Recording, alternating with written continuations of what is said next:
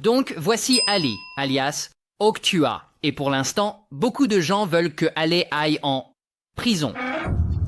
Voici ce qui s'est passé. Donc, Hailey a 21 ans, elle vit dans une petite ville du Tennessee et elle travaille dans une usine qui fabrique des ressorts utilisés dans les distributeurs automatiques. Mais une nuit, Hailey et une amie, elles sortent en ville à Nashville et elles sont plutôt éméchées. Et elles voient quelques gars faire des interviews de rue pour une série YouTube. Et ces gars finissent par s'approcher de Hailey et faire une interview de rue avec elle. Quel est le geste au lit qui rend un homme fou à chaque fois? Ouais, t'as vu la vidéo? Je n'ai pas à te montrer ça. Et tu sais probablement aussi qu'après l'interview alcoolisée, les gars rentrent chez eux et ils téléchargent les clips de Hailey sur les réseaux sociaux. Et le clip sur TikTok explose. Presque immédiatement, ça devient viral et les gens le repostent. Et assez rapidement, ça se transforme en même des millions de fois. Et les gens commencent à appeler Hailey la fille Oktua. Et à partir de là, Hailey fait en fait la chose la plus intelligente qu'elle puisse faire dans cette situation. Elle se dit « je vais profiter de ça ». Et avant que tu ne t'en rendes compte, ses réseaux sociaux commencent à attirer beaucoup d'attention et elle obtient des tonnes de followers et de fans. Elle signe avec une société de gestion, elle commence à recevoir des invitations au podcast. Oh mon Dieu, merci beaucoup. Premier podcast, première expérience de ce genre. Oui, madame. Et soudain, elle est invitée à monter sur scène lors d'un concert de Zach Bryan. Elle lance le premier lancer cérémonial lors d'un match des Mets. Tout ça parce qu'elle s'est enivrée et a fait une blague sur une saucisse. Finalement, elle s'associe avec la société de médias de Jake Paul et elle veut profiter de sa popularité en lançant son propre podcast, Talk Toa. Et on dirait qu'elle profite au maximum de son moment viral. Elle est très sympathique et beaucoup de gens l'adorent. Jusqu'à ce qu'elle s'implique assez rapidement dans un autre type d'entreprise. Et c'est ce qui lui cause des problèmes. Maintenant, à un moment donné pendant tout ça, elle s'associe avec des gars du crypto. Et elle et les gars du crypto, ils vont lancer sa propre pièce de monnaie meme appelée Hawk. Donc, en préparation du lancement, elle aurait donné quelques jetons Hawk gratuits à certains fans et elle les motive à saisir cette opportunité excitante. Et tout le monde va devenir tellement riche. Qu'est-ce qui pourrait mal tourner en lançant une pièce de monnaie meme? Voici le truc avec les pièces de monnaie meme. Cependant, les pièces de monnaie meme ou les cryptos basées sur des memes, elles ont un historique de scam de type pump and dump. Et les influenceurs, et parfois des célébrités, ils vont parfois pousser ces pièces de monnaie même à leurs fans. Et, vous savez, tout cela s'avère être une arnaque et les fans finissent par se faire avoir. Et Hailey doit être consciente de cette réputation que les pièces de monnaie même ont. Dans cette interview avec le magazine Fortune, elle rassure les gens en disant que sa pièce de monnaie même ne sera pas un moyen de gagner vite. D'accord, pouvez donner vos portefeuilles. Je distribue des pièces de monnaie gratuitement. Et donc certains de ses fans embarquent et ils investissent et achètent parce qu'ils vont devenir tellement riches grâce à ça. Et puis enfin le grand jour arrive et boum. Ma pièce de monnaie même Hawk est en ligne. Et donc la pièce est lancée et elle atteint une capitalisation boursière de 490 millions de dollars, soi-disant. Mais ensuite, la pire chose qui puisse arriver arrive moins de 20 minutes après le lancement. Comment plus de 90% des actions sont soudainement vendues et la pièce s'effondre. Perdre 95% de sa valeur. 25. Cela signifie que si vous aviez investi $1 dans cette pièce, il vous resterait maintenant 5 cents. Donc beaucoup de gens perdent beaucoup d'argent à cause de ça.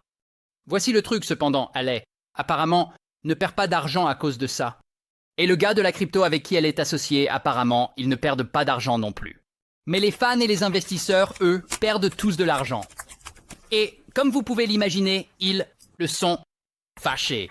Et ils sentent que quelque chose ne va pas avec ça. Et c'est là que ce gars entre en jeu.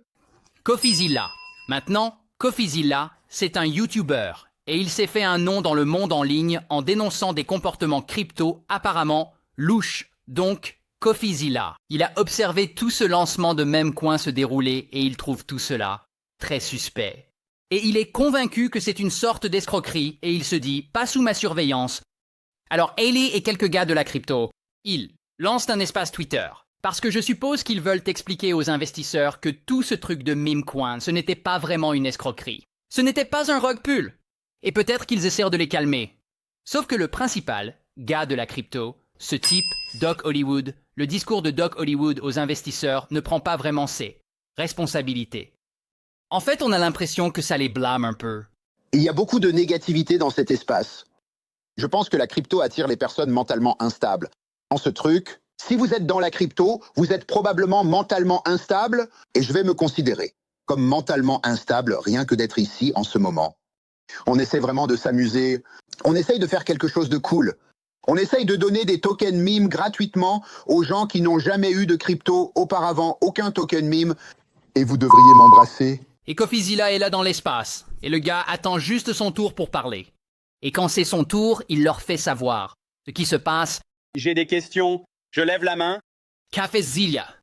Hey, c'est l'un des lancements les plus misérables et horribles que j'ai jamais vus de ma vie. D'accord, alors pourquoi diable es-tu là?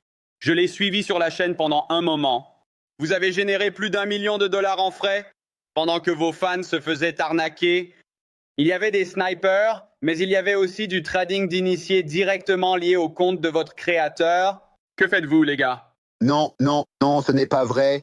C'est vrai? C'est un fait. Alors Doc Hollywood semble vraiment s'énerver à propos de l'accusation de CoffeeZilla. Frère, à profiter. Plus d'1 million de dollars viennent d'être payés.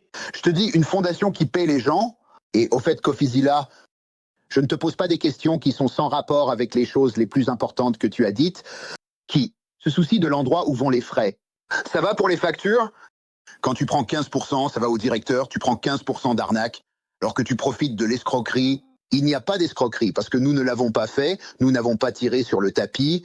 Je ne sais pas ce que tu essayes de dire, ce n'est pas vrai. Maintenant, la partie la plus drôle de tout ça, c'est au milieu de tout ce chaos, Hailey. Je suppose qu'elle se fatigue soudainement et elle dit « Je vais y aller ». Comme si elle n'était pas en train d'être accusée de fraude. Salut les gars, je déteste vous interrompre, Nick.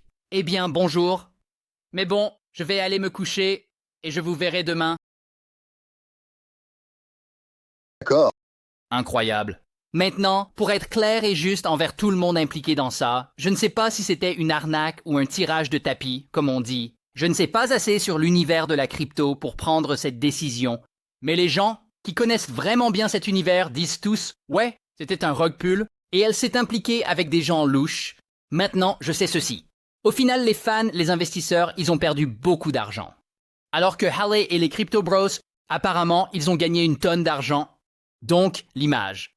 Tout ça n'est pas bonne pour eux. Et les gens qui ont l'impression d'avoir été dupés, ils sont vraiment, vraiment en colère.